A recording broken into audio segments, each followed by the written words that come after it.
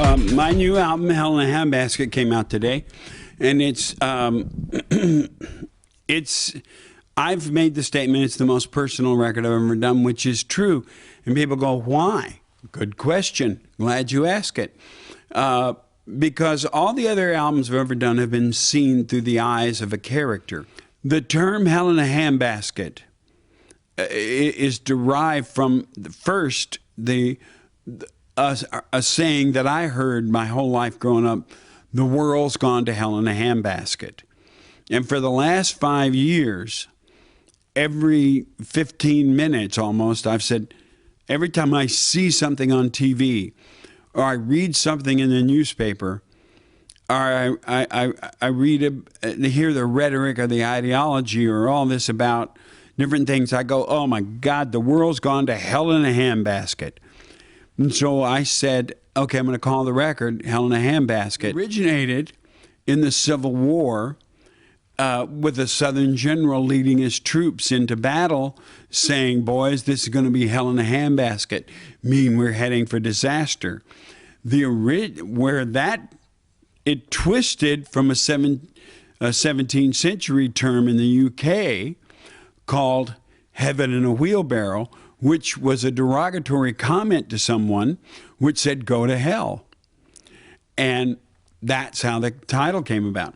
So, yes, I believe the world is heading for disaster. In so many ways, not just in war or in anything like that. I believe that we've lost our humanity and our compassion. And a lot of this record is about humanity and compassion for your fellow man. So this record deals with all of that. It deals with it politically, it deals with it emotionally, and it deals with it personally, because I'm sure that I'm guilty of some of the same things that I'm talking about. So my first song, All of Me, which opens the record, is about tearing down the walls, tearing down these walls you've built up. Don't hide behind them anymore. Let's go back to the truth. It's a lot of metaphors, and I do hit you over the head a couple of times with things like Mad World, or when Chuck D comes in, Chuck D from Public Enemy comes in with Good God's a Woman, She Don't Like Ugly. He pretty much hits you over the head with a hammer. And then there's a lot of metaphors like California. People keep going, why did you cover California Dreaming? Because I don't think people have understood the song. The song is about following your dreams and the fact that fear holds you back. And fear holds back a lot of things and causes a lot of things to happen besides someone not following their dreams. Fear and truth are the two things that we need to get rid of. Stop being afraid and start telling the truth and solve a lot of problems. And then we get into things where people complain about everything, and hopefully there's someone in your life that will come through and say, look, stop complaining about this. There's a lot more important things in life than that. If you look around long enough, you'll see somebody has it a lot worse than you do.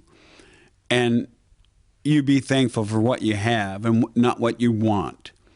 And so that's kind of in a nutshell what the album deals with. And then eventually it says, look, somebody's got to stand in the storm no matter what's going on.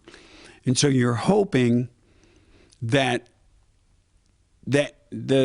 because we all have leaders of countries, that your leaders of countries will go back to telling the truth, which is what governments don't do. That's why people tend to get upset, is because they don't tell the truth. I'm not sure why they're afraid of panic in the streets.